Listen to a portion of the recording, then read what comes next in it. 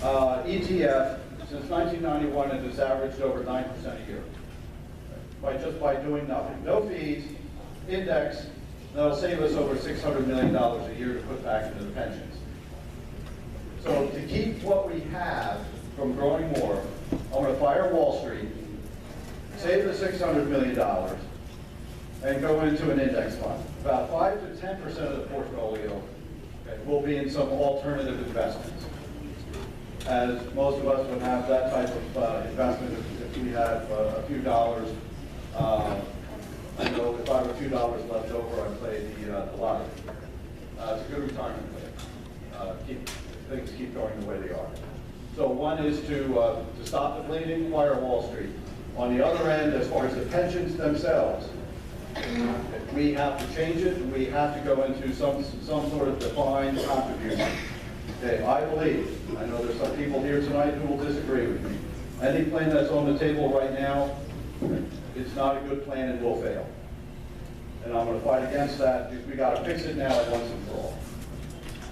Okay, we'll try to put down 1 minute here, stay on schedule, but let's get the second question.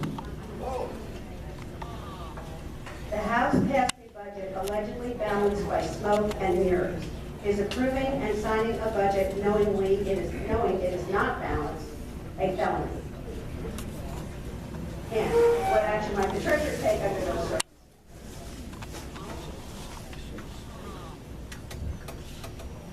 A couple different ways to answer it. Let's talk about the budget itself. So the budget knowingly passed that it was smoke and mirrors. Does that constitute a felony? I'll leave that for the attorney, but here's what I do know. We knew going into this budget cycle, we were never going to beat projections. Right? There's $200 million in there that anybody with, well, everybody in this room knew we were never going to get. The taxes that they imposed, they thought the income was going to come in. So we've been doing that for a couple of years, and it's wrong. The role of the treasurer is also the chief financial officer of the state. Nobody before me has done that role. Besides the governor, the treasurer is the only statewide office who can speak out statewide on the economic issues of Pennsylvania constitutionally. I'm going to speak out on it. In this budget cycle, these guys in the back will have the toughest job that they ever had. Never had. One, you got to solve the pension. Without solving the pension, forget about the budget. Forget about it. The other part is we don't have the revenue problem, we have the expense problem, and they've already found $3 billion, roughly 10% of the budget in waste, fraud, and abuse that we can get rid of without affecting one program all across the state. So I'm going to the mountaintop, okay? And you're going to hear me, and we're going to work together with the representatives that are in the back that are on your side to fight for zero taxes, cut the waste, and solve pensions.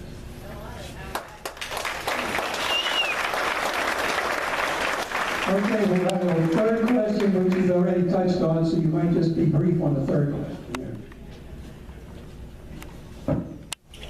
The Treasurer's Office has a history of corruption. What safeguards do you suggest to restore integrity in the office and put safeguards in place so financial misdeeds are quickly identified and subsequent prosecution would be swift?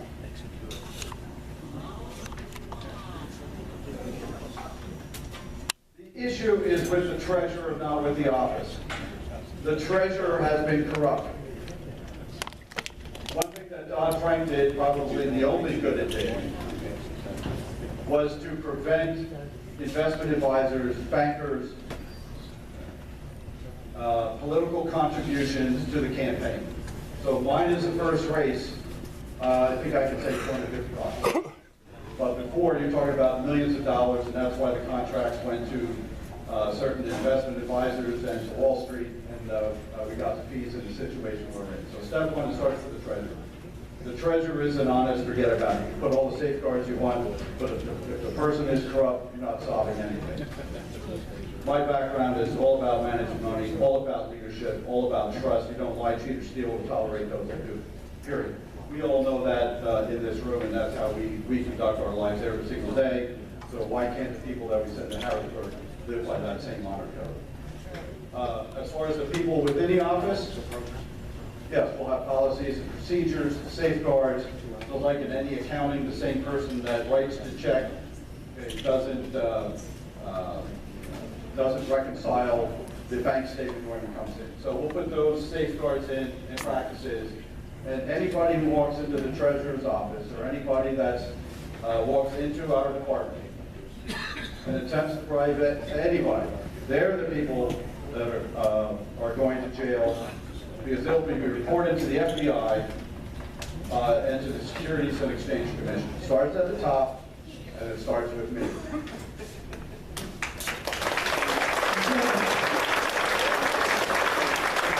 Thank you for commemorating. Trump, right? Trump. And not to incite a riot. What should we do with Hillary? What should we do? Love you. Execute her. I'm sorry, I don't mean non-partisan tonight, that was not in my script. What was in my script was the Auditor General, which again didn't show up. However, Barry Jodziak is late for class. He can report to the teacher, and we're going to give him his 3 minutes.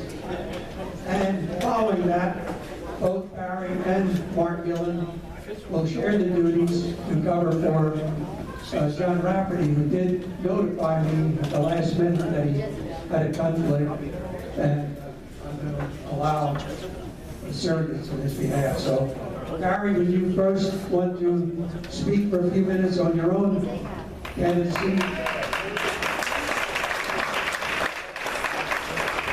Thank you, teacher. I forgot the red apple.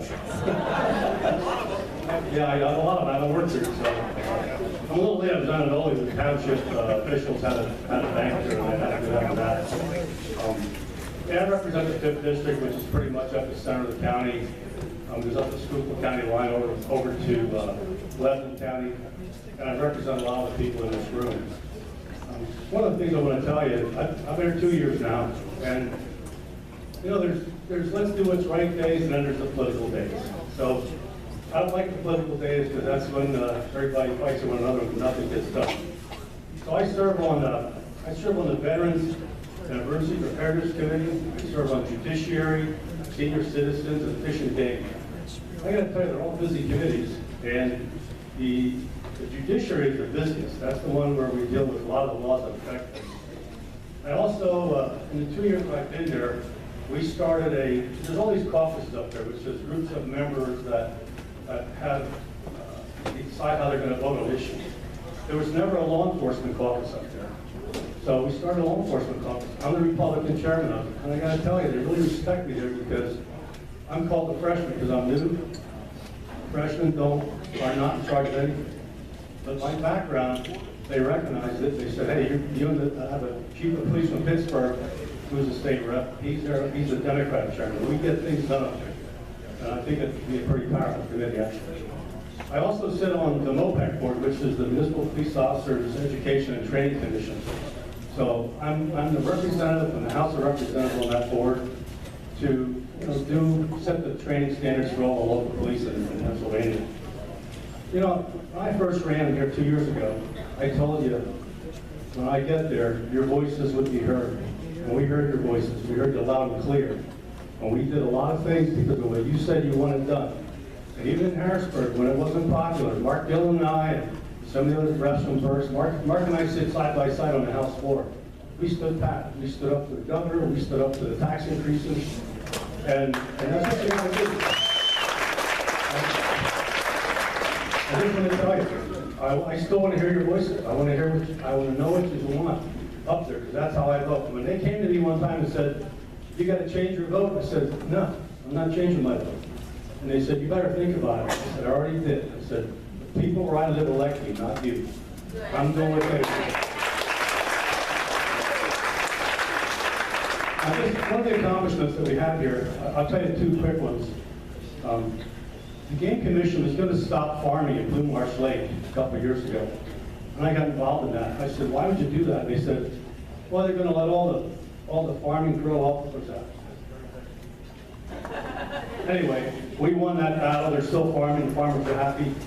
I helped get the Reading Airport $2.5 million for an industrial park there. I was very instrumental in that. And I got to tell you this.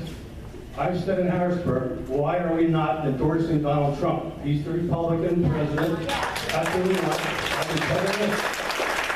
And what's going to happen? On Tuesday, during the day, we're going to be out on the front steps of the Capitol endorsing Donald Trump. And I ask you to vote and thank you very much. Thank you, Barry. Thank you much. We're going to slightly, again, modify the agenda. By the way, both Mark and Barry will offer comments on behalf of our candidate for Attorney General, John Rafferty. But I would trust that the candidates, politicians, incumbents would hang around if they can, so that when we adjourn, the audience can go back there and go one-on-one with them and get some things off their mind, perhaps, and do some pressing and fleshing, so to speak. So, thank you. Okay, Barry, you want to continue on a little bit for John Rafferty? John Rafferty is a personal friend of mine. I've known him for more than 20 years. He's a state senator, and he's running for Attorney General. In the Senate, first of all, John Rafferty, he's an attorney, he's a small businessman, and he's a state senator, he's a lawyer. So, in the Senate, he's called the law enforcement senator in the Senate. He was in charge of the Law and Justice Committee, and he worked closely with all the police in Pennsylvania, the state troopers and the local police. Really to do laws and give them the tools to function, and also put the bad guys in jail, to keep them in jail. He's one of these kind of guys that he cares about. He cares about the public. He cares about people. And I got to tell you, his opponent has ideas of being governor, and he wants this as like a stepping stone for him. John Rafferty wants to be Attorney General, and that's it. He doesn't want to go for anything else. He wants to focus on that. And he wants to bring back respect and dignity to the Attorney General's office. This office in Pennsylvania has been the laughing stock of the United States. John Rafferty, he gets things done. I got to tell you, he really does. He works hard. He's respected by all his peers. He's honest. His integrity is beyond question. I know he'll clean up the mess. I have personal confidence in him that he will actually make this office work, and he will make it work efficiently, and he will work for the people. And actually, you need to know this. John Rafferty voted for the property tax elimination bill. He was one of the 24 senators that voted to eliminate it. He's still one of that. Being an attorney, he understands criminal laws and he understands the civil laws, which is consumer protection. He's there to help people if they have problems as a consumer. I got to tell you, the sportsmen love him. John Rafferty is a very strong Second Amendment person. He stands up for what's right for owning firearms, and at the same time, he also realizes that people that are mentally disturbed and criminals should not have guns. And that's the protection that we're trying to put in there now. So, many people want to run for these offices. I'll tell you what, we're very lucky to have John Rafferty running for Attorney General. And it's time we have a man in the Attorney General's office who is honest, cares about people, will do what's right, and he'll work hard, and it's time we elect John Rafferty as Attorney General. One big thing I just want to throw out before March is November 17th, if you're a Vietnam veteran, we're doing a little recognition. Dave Argyle, myself, and Mike Tovash at the Hamburg School. I have flyers here. See me afterwards. If you'd like to come, there'll be like a little coffee and cookies or something, and we're going to give everybody some pins. Just to say, personally, say thank you for your service to the country of the United States. Thank you very much, Barry. I wasn't sure what Barry was going to say, so when you're batting clean up here, there's just a few things you need to pick up. 1988 to 1991, John Rafferty was the Deputy Attorney General of Pennsylvania. We're talking about experience. That house, that place needs to be cleaned up. It's not singularly an individual at the top, because they appoint other people and they hire other people, like the last Attorney General hired her sister. So you know what? We need to sweep the mess out of Harrisburg. And John Rafferty's capable of doing that. You know what? You got to be there. You got to commit yourself full-time, 100% to the job. I've been in the State House of Representatives for 5.5 years. I have not missed a single vote. I have not missed a single day. It sounds like you're patting yourself on the back, Mark. Yeah, I am. All right, now, but I want to add something to that, okay? I was at Rafferty's office just a couple days ago. You know, he shows up at Dodge. He's there. He's taking it seriously. He's got a full-time job. And you know what? John has got honesty. He's got integrity. He's got the right stuff to be the Attorney General of Pennsylvania. And if you're going to send us, I can't allow clapping because he takes it off my time. Okay?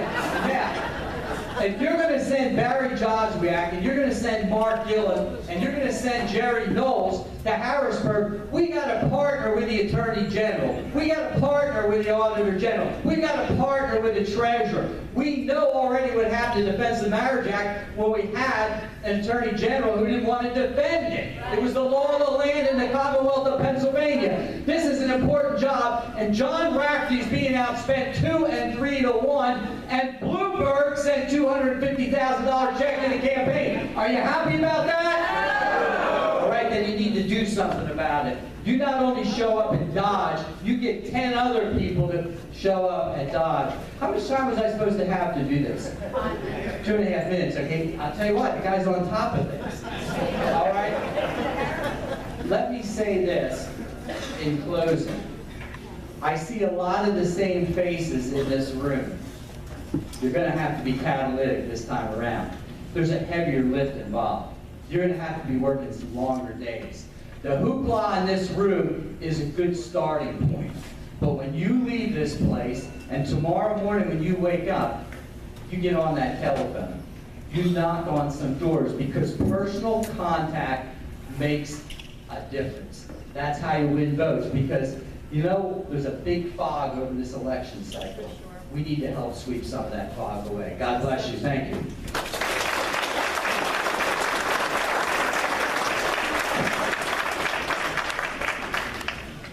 When these candidates talk about cleaning up Harrisburg, we have the treasurer going to head to prison. We have the attorney general probably heading to prison. These people, they served their last term in jail. It's unbelievable.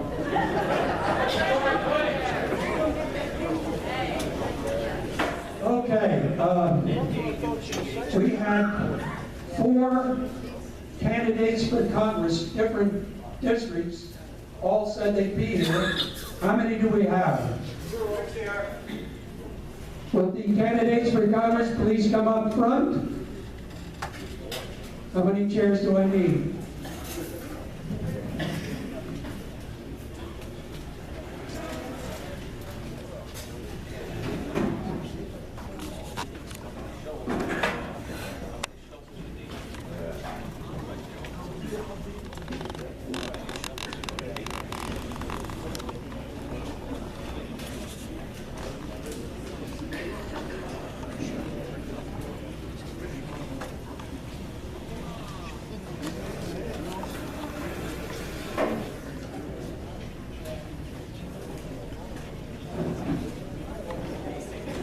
Okay, folks, we got 2 for 4. Well, that'll keep you on the starting lineup anyway. So, what we have for Congress is Mike Parrish, and he's 6th district. Yes, 6th congressional. Oh, misprints. Oh, sorry. John House is the 16th. Right. And you are 6th. 15. Oh, Rich Doherty. Sorry. Rich Doherty is here running in the 16th as a 15th as a Democrat, and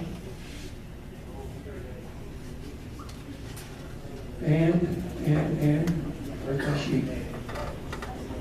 Here we go.